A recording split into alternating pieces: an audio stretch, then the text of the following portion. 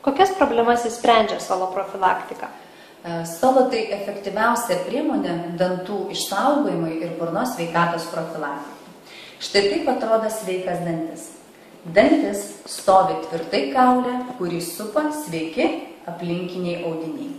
Kuomet dėl bakterijų pradeda tirpti kaulas, formuojasi dantų akmenys, dantenų uždegimas, dantis tampa paslankus ir galime jo netekti. Ši programa labai veiksminga pacientams, kurie turi periodonto problemą.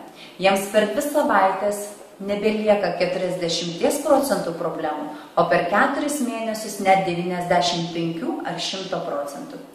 Svarbu paminėti, kad nei tarpdančių siūlas, nei tarpdančių krapštukai nepasiekia tos vietos, kuriuose yra didžiausias bakterijų kiekis. Tik tinkamo dydžio šepeteliu sugebėsime jas veiksmingai pašalinti. Taip užkertamas kelias net 70% visų ėduonies ir 100% parodontozės atveju. Solo šepetėlis išvalo lygiuosius paviršius, nepalikdamas valymosi defektų. Pastebėta, kad pradėjus naudoti solo profilaktikos priemonės, naujai besiformuojantys pažeidimai yra sustabdomi ir dantis toliau negenda.